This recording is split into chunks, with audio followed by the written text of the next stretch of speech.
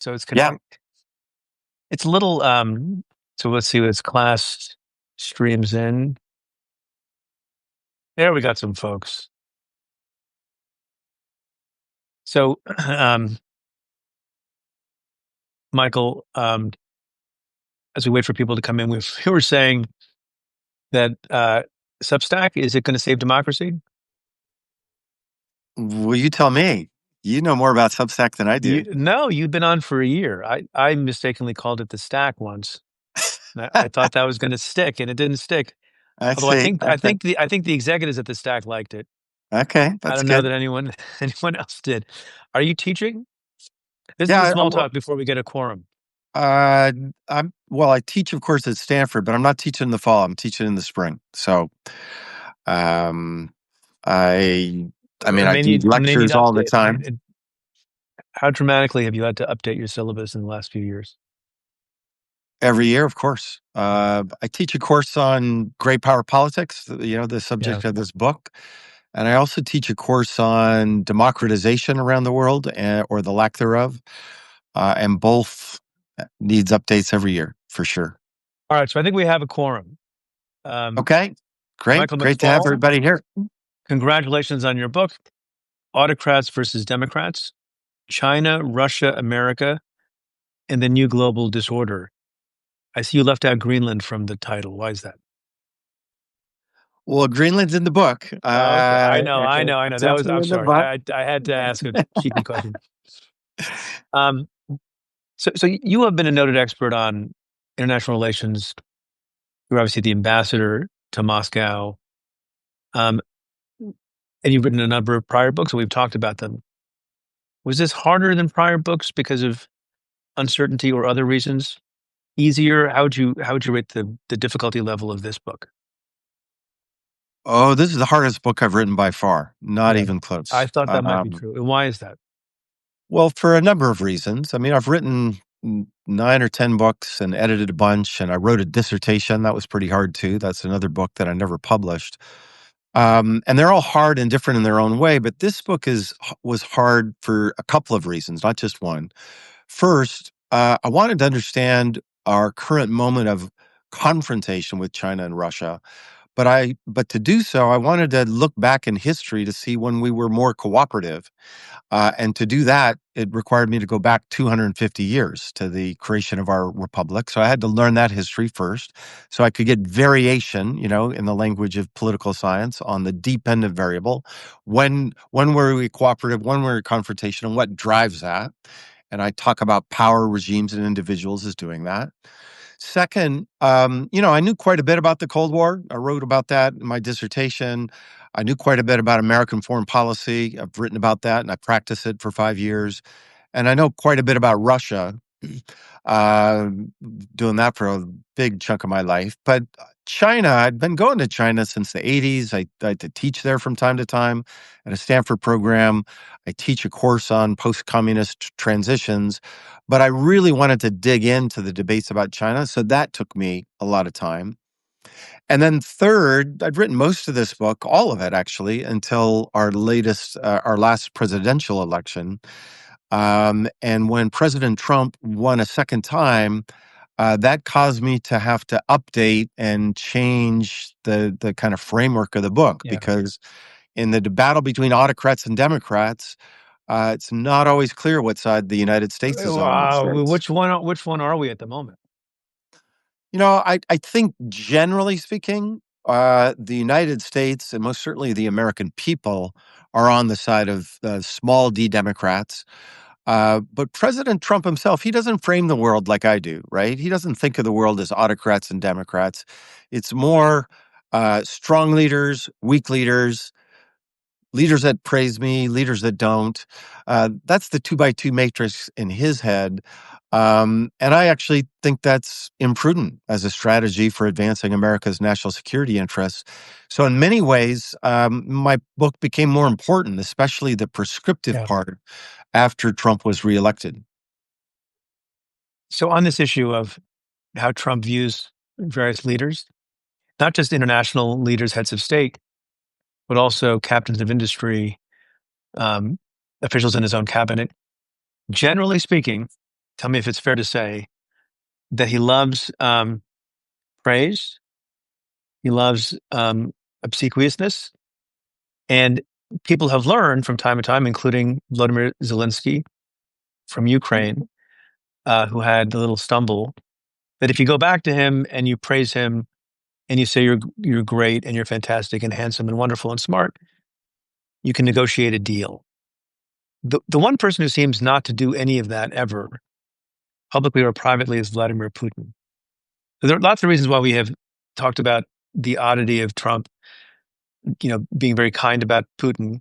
So two questions: why? One, what explains that dynamic of the non-obsequiousness? And two, notwithstanding what I just said, in recent weeks, Trump has sounded a little bit more fed up and exasperated with Putin Right. and has Yeah. been criticizing him. So sorry for the two-part question, but you're a professor. You probably have uh, five-part questions on exams, right? well, they're great questions, and I don't have easy answers for either of them, by the way. With respect to the general behavior of the president, I agree with your diagnostics. I do think he over personalizes foreign policy. And sometimes that can lead to good outcomes.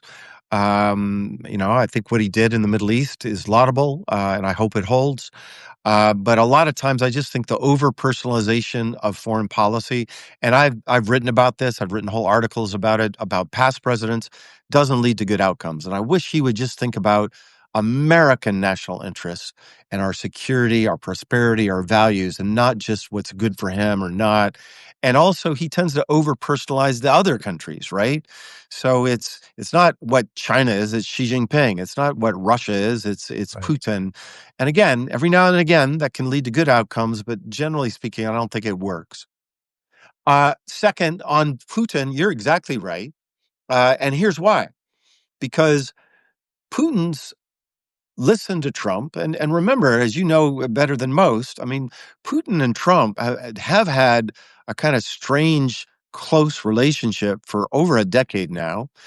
President Trump almost never, even before he was president, Trump almost never criticized Putin. And Right. somehow I think that the happy talk and the slapping each other on the back, Trump thinks that that's a sign of respect from Putin.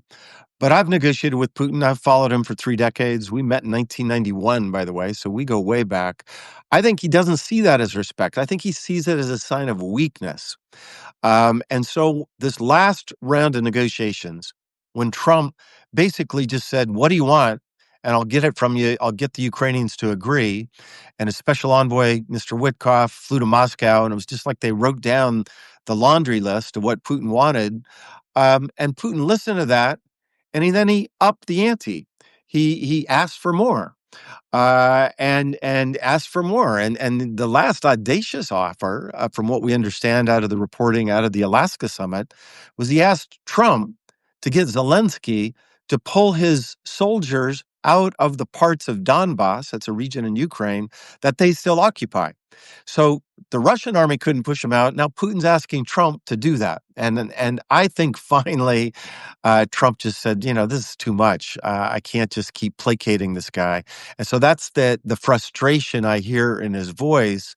What I don't know, does it lead to a lasting different strategy with respect to his engagement with Putin? I think it's too early to tell that. So you mentioned um, his achievement in the Middle East, which is real. We'll see if it's sustainable and enduring. Does anything, given what you know about the conflict in Ukraine and what you know about the current president, do you think that his success there emboldens him to try to get a solution more quickly because he likes to flood the zone and have victories back to back to back? Does it inspire him to try to put pedal to the metal in Ukraine and get that done and show himself to be on the short list for Nobel Prize winner for peace next year? Does it make him overly overconfident because he will apply the same strategy and different regions have different um, pitfalls and obstacles and personalities and issues? How do you think the one thing will relate to the other thing? Well, I would hope that it does embolden President Trump. and so he thinks harder about a strategy to end this horrible, barbaric war. I applaud him for trying. What I worry is that he's going to learn the wrong lessons. Yeah. His leverage over Prime Minister Netanyahu to get him to negotiate was much greater than his leverage over Vladimir Putin. And if he thinks that the tactics he used with Prime Minister Netanyahu is going to work with Putin, I think he's wrong about that. Number two, um, you have to have the preconditions for a settlement. Um, and in my view, that is only when you have stalemate on the battlefield. It's not going to be talking to Putin. You're not going to convince Putin to stop fighting as long as his army is progressing. And so, this notion that this can be a personal persuasion game that I think the president thinks he did do in the Middle East, it's not going to work with Putin.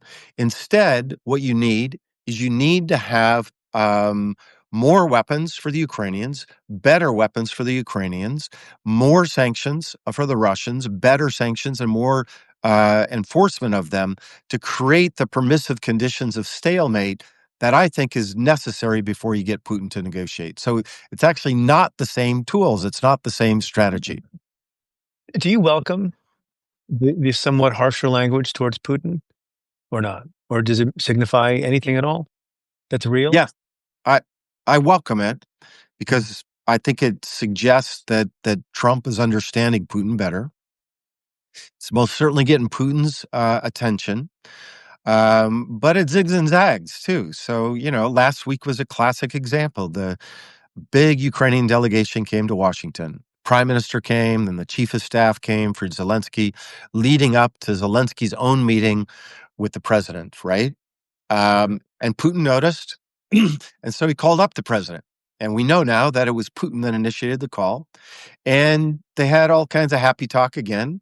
And then suddenly Trump said, we need to meet in Budapest again. And he announced that to the world.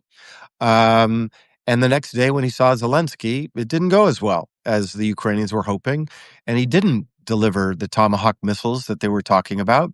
And so it just shows you that Trump can react to the one guy that talks to him, and it's all about flattery, as you already said. Yeah. Um, and so that was the bad news. But then there was a little bit of good news too, to pull on the string just a little farther. Um, Normally, Trump just shows up for a meeting and he doesn't prepare for it, and in many ways, he thinks the meeting is the objective. Right? We had a good meeting. He thinks that's the goal of diplomacy. No, meetings with heads of state are the means to achieve other outcomes. He did Alaska without any prep, and then they had a meeting and nothing happened. In fact, I think there was a setback with Putin. What's a slightly good news about this time is he said, he's said Secretary Rubio. He didn't say, I say Secretary Rubio. He said Marco is going to talk to Lavrov and to get this meeting teed up. Well, they had their call. We know that. And by all accounts, didn't go very well. And so they pulled that meeting that Trump had announced in Budapest down. That's learning. That's better. Don't have meetings unless they're going to achieve results. That's interesting.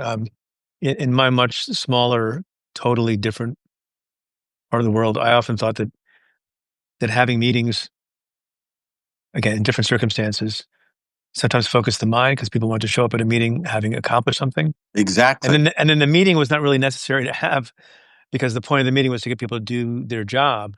Exactly. Yeah. I mean, and when I worked for President Obama at the White House before I went to Moscow. That's how it's supposed to work. And Yeah. let's not try to litigate the things we got right and wrong in the Obama administration. We got a lot of things right, some things wrong. But you set a meeting. I remember it very vividly. Our first Moscow summit, July 2009. Once we set that date in place, then our bureaucracies got together to deliver what the State Department calls deliverables and put a ton of pressure on everybody so that we showed up to sign something concrete, not just to have a pleasant meeting. Presidents don't have time to just have meetings. Last story, you've written 9 or 10 books. I wrote one and a picture book for children. So really one with real prose in it. And the only reason that book got done is that a very smart and wise editor, Peter Gethers, who would schedule meetings with me. And every couple of months, there would be a meeting before which I would be like, holy crap, I have a meeting with Peter. I I got to better get do him something. I better get him a couple of chapters, which he didn't have to. So I would get them to him at like 2 a.m. before our lunch meeting. And then he would have them say, thanks for this. And we would have a pleasant lunch. And Right. there's no need to have a meeting because the scheduling of the meeting is so it focuses the mind. Preet, you sound like a Stanford PhD student. That's exactly how my graduate students operate. Usually it's Are more there certain 5 in the morning, not 2, but that's how it five? works. Well, yes. Um, so you have a lot of prescriptions that seem to me to be fair and wise, and we don't have time to get to all of them. But if I tick some of them off, things like strengthening alliances, having open trade among democracies, uh, welcoming top global talent from other places, being intentional about supporting democracy abroad.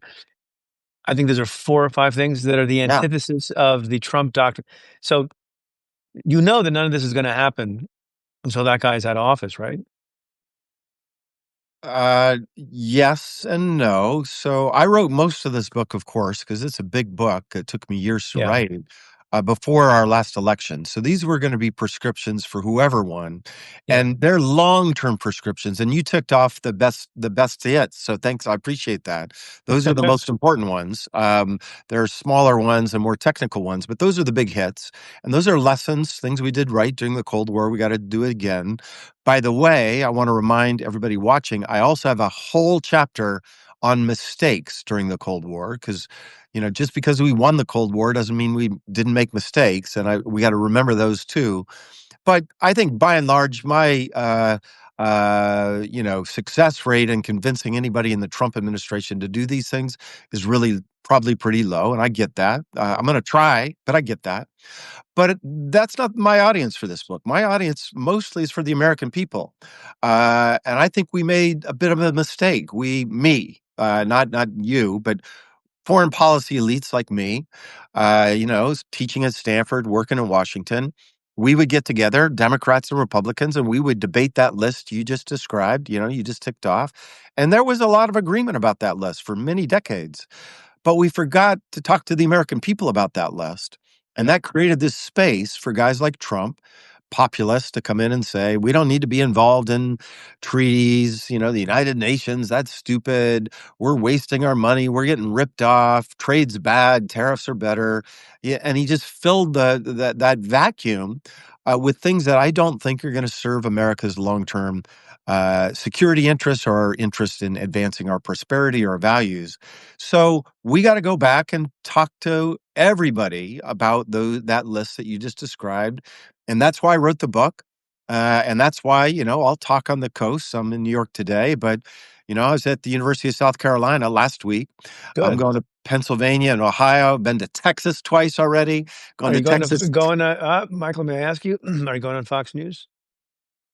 I reached out to Fox News for the release of this book, and there were some that wanted to talk to me. Just so you know, I have this window, as you may remember. I work for NBC, Yeah, and yeah. so, but for books, You have a hall pass. I I know. have a hall You pass, have a and hall pass. You get to go anywhere. I was on CNN last night, and we did have some folks at Fox, I won't name them, that expressed interest. And so far they've fallen through, but I got a few more days of my hall pass. I hope it'll still work out. Yeah, just going back to the list again. If you are a reasonably intelligent, relatively nonpartisan, non-doctrinaire citizen, it seems highly unobjectionable. Right? Strengthen alliances. I don't know. That seems pretty good.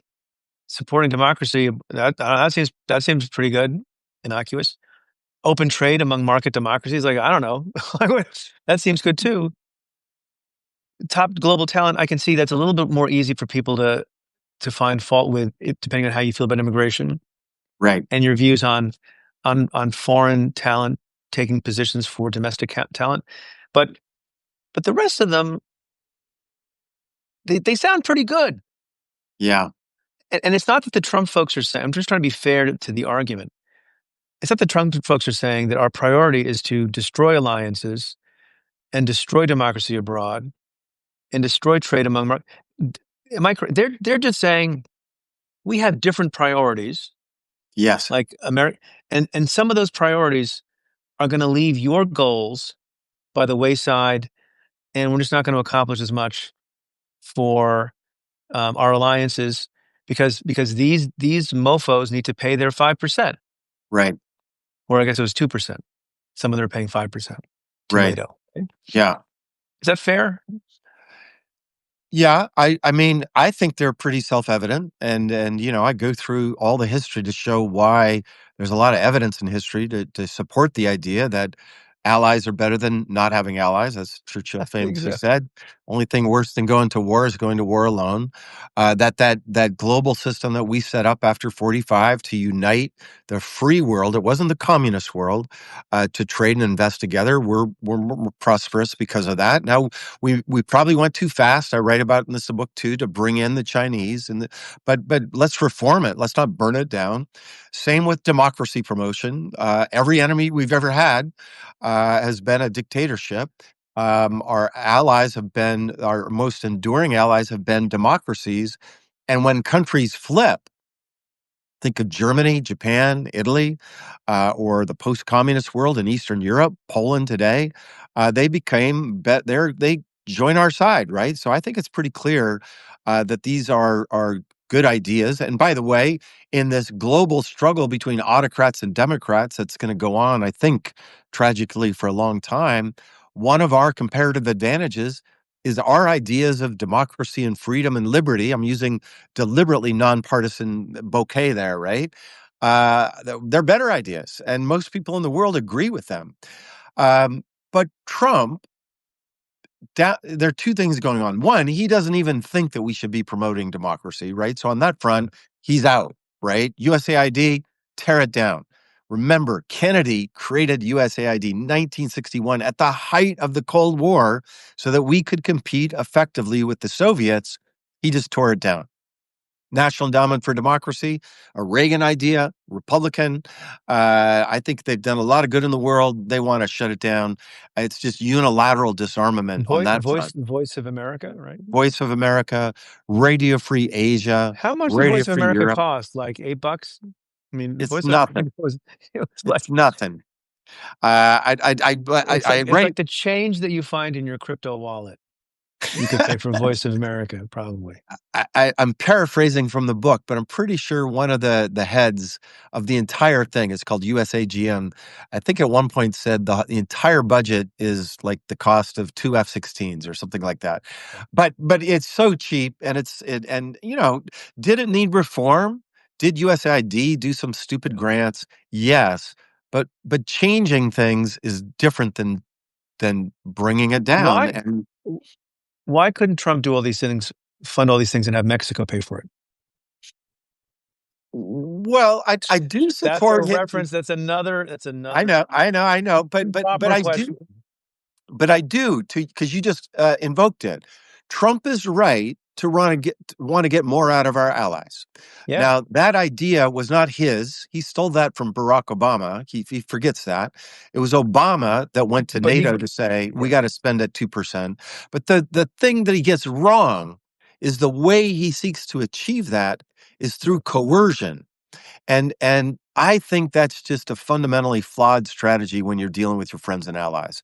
Nobody likes to be bullied into doing things, and if you bully them too long, eventually they're going to walk. And I worry that his bullying and making fun of Canada and threatening to invade Greenland, yeah, when you're a bully against weaker powers, you can get away with it for a while. I grew up in Butte, Montana, pretty rough town. And there was this guy, Eddie Preet, and he bullied me for 3 or 4 years. And he was stronger than me, and he had his entourage.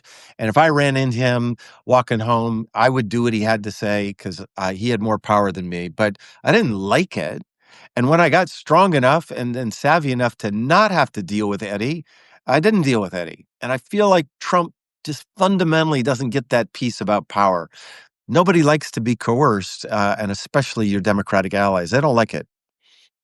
Wait a minute. Okay. So what the hell happened to Eddie? Does he work for you now? And then did you fire him? Eddie actually went to prison. Eddie Was was eventually that was that was that was that beyond was that because of you, Michael? not fighting with me. He fought All somebody right. else and then pulled out a weapon. And the Did last you I heard of get Eddie, he's in prison. well, it's a good thing you did what he said. He's actually a violent guy. That's true. I don't know if this analogy holds perfectly, Mr. Stanford professor. Well, but eventually I figured out a way not to have to deal with Eddie. um, we could talk for hours, as we often do. I want to be protective of your time because you have a lot of people to talk to about this book, folks. It's a very deep and substantial and really important book. Autocrats versus Democrats: China, Russia, America, and the New Global Disorder. Mr. Ambassador, thank you so much, as always. Good to see you. Great to see you, Preet. Thanks for having me. Let's do it again Okay. sometime. Yes. Take care. Bye bye.